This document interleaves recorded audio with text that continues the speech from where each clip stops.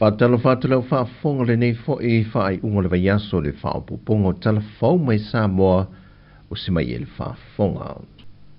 Walo ia nei ona fa sile fa la wetele elemtanga rengo soi fua malo loina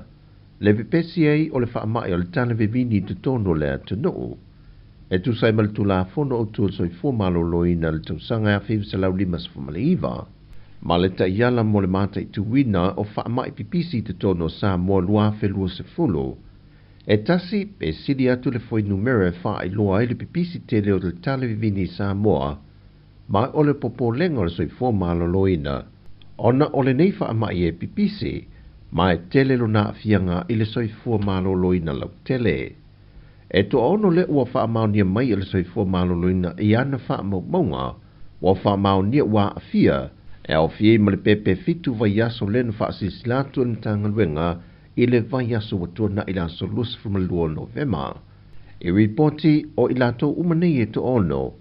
e te tonu umo le vai tausanga o le tolu vai aso i le fast food tausanga le mātua, ma o lo le li fai le tupao li. O lo ta lia su e su enga o le isi to o lua, o lo masalomia o lo o afia foi. O le wha mai o le talvivini e pipisi tele, e whawhai ngō whion pipisi mai le isi te ngata i le isi, ai meise o no whanga tumu ma waha piapi, e pipisi ma whea i le ea pe a tale, ma futua, tautala ai meise pe a pipi i le siama o le tangata, wa a fie lunga lau po o mea fale, ma mea whai tino lo whao ngā. O a unga o le fōringa wa ai o le tale vivini, e au fia i le tale, tafe ma mamafa le isu se i tulou, Fiva ma fa solo ina malosi tele le tale, i le tale, e o ai le whainga tau na manava, fa aswati se itu lou ma pe vai le tino.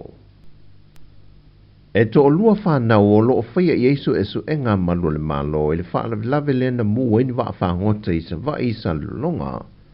O le to tasi la ua le se funmal tolu tu sanga lo su e ne il matanga wenga, ona na maue me poe ata le whale ainga DMC, na puna mai whafo ma le waa e na ua mu. Ai ei fo i le isi to tasi o lo masalomia sa oso mai fo i whafo ma le waa. E leo tau fia seisi o la ua le pe whai i eni mō lianga, ona e le i mai asu e su enga. O le whaala lave le na poloka ai feo inga waa i le tai au ana nafi, ona sa whaia i a ngā ruenga wha mama, ai meise o le tautinei a wha mai o le afi, lena fato amate le leile au olianga i le afiafi. O le whaala lave le na malanga tue Malaysi vaenga to afitu o le tinei mui a pia, e ve soaswani atu le awhainga ruenga i Savai, e ngā ruenga sa wha tino. Ai o le pepo whaam talanga me le pulenga o wafua Samoa, o waa whangota e tolu iana o ye le afi,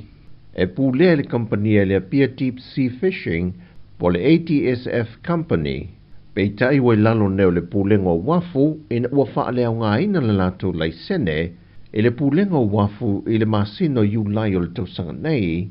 ma ua tia i e loe le kompani le a lato waa, ua le toi mana na wai. O nisi o waa whangota sa taulai le wafu whaavau maloi mata auto e se funmalitasi, na aveanga i Savai e taulai, e na wata pena le wafu mo le taringa maloi le masina taluai. To e valu wa whangota i o lo sao le temile nei, e se mai te tolu ua whaatama i e le afi. Ua whamanu e ina le pulenga o wafua Samoa malana pulenga, e le tele o wa meli o lo taula ma whelo tātu o tenu, ma ua ato i lava ni tūlanga i le masani ai, o na taula meli i le po atoa, va to amalanga e se lea wauli o li si aso e so ai, e le tā whawhao tangata i do tātu o tenu. Wa whamanu e ina le pulenga o wafua Samoa, mai wa ameri e lua se fun ma le whana whele atunu, talu mai anuaria o mai le masina le neo Novema. O le tūlanga i tupe maua le pulenga o wafum taulanga i wa ai e lua se whaua uma, ia e le talata e le miliona tala, iwa se lau man tupu wafe. I le tūlanga i tupe maua ai le pulenga o wafum taulanga i amantou tupe tutongi mai e wa ape au mai. O le masina fau le o whaatulanga to e lua meli e tau nu mai mole nei tau sanga, e le aso se fulu ma le aso tau se fulu te sema, e ato i ai, Le lua se fulmaleo no va ameli wa fea lo tātou atu no, ele nei tau sanga lua fe lua se fulman wha. Ai o le tau sanga fau lua fe lua se fulman lima, ua o atu i le tolu se fulmeo wha i o va ameli, wa ta awhi o lātou avanoa, e a fea e lo tātou wafu wha avao malo i sa moa. O le whapaanga a le mtanga ruengo tina matamaitai, ma le a onga le fia malama lama, no lātou whātutia se polokalame le nei vai yaso e whātaa waire vai yaso, mo i lātou e ia a fianga tū mau le soi fua e au fia i male mafau fau. O le whātaa wainai o le nei vai yaso mo i lātou nei, o se polokalame whaavao malo, e amana i fo i alo tātou atinu, ona o tātou tangata a fia. O se vai yaso na whaalau i loa e lātou mea alofa mata le ni ui i a fianga, e au fiai ta alonga o le whaalau i loa ina o lātou ta leni vaenga ese, ma tō mai maanga vaia i lātou ta i tō tasi, sa mai moina e lo tātou atinu. O talafo ia mo le whaai unga le vai yaso, manui e tele lo tātou atinu, wha soifoia.